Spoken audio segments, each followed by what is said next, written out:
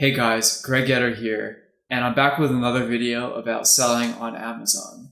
Today I want to talk about a really important aspect of selling on Amazon that's not well understood, and that is commingling of inventory. What is commingling of inventory?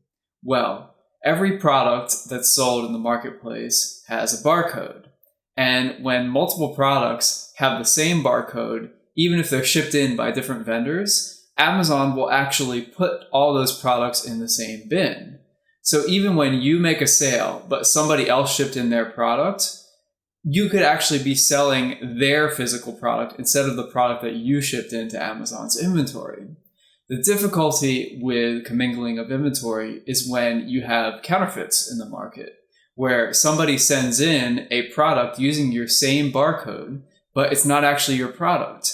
Well, Amazon's just going to pull that counterfeit product out of the bin, even though you sold it. So effectively, you end up selling a counterfeit. Now, there's a way to avoid this problem, but to get to that, I need to explain some things about how barcodes work. If you look at the barcode from any product, you'll see what's called the UPC barcode, or the Universal Product Code. There's an organization called GS1 that actually manages the barcodes for every company in the world. When you're creating a product, you actually have to buy barcodes from a body, and GS1 is actually the only legitimate vendor of barcodes. Everybody else is just a reseller, and you really shouldn't do business with them. You have to go to GS1. Even though you might say, oh, it's expensive, I have to pay $250 to get 10 barcodes. Well, it's a cost of doing business, and it's really important.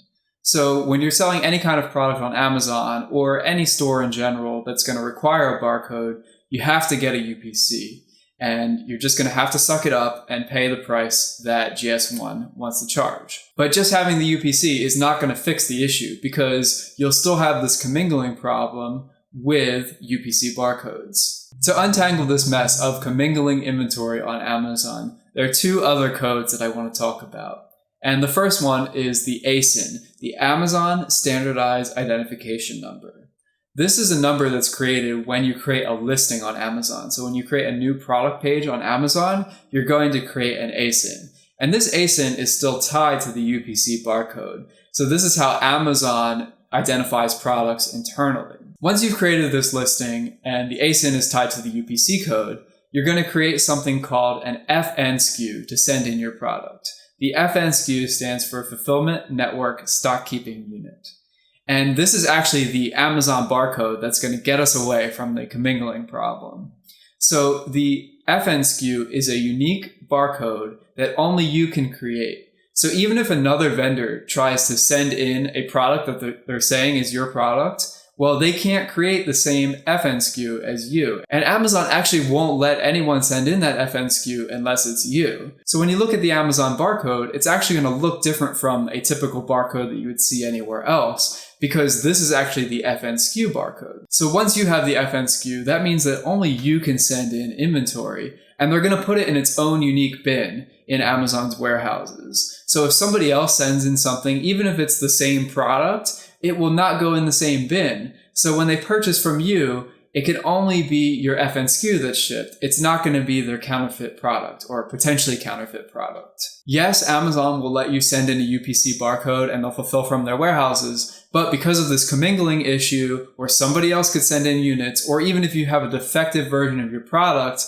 you want to be able to pull that stuff out of Amazon, and you want nobody else to sell when you make the sale. You don't want somebody else's unit to be shipped when you make the sale. You want your sale to be tied to your unit, so you're not on the hook for counterfeits, defects, anything like that. So make sure when you're creating your listings, you use the FNSKU option, do not use the UPC barcode option, and take the extra time and effort to relabel your packaging with the FNSKU barcode instead of the UPC barcode. If you have some foresight in your supply chain, you can actually label the boxes with the FNSKU from the factory, but otherwise you're going to have to stick a label on top of the UPC barcode to fix this commingling issue. So that's my overview of using FNSKUs to prevent the inventory commingling issue.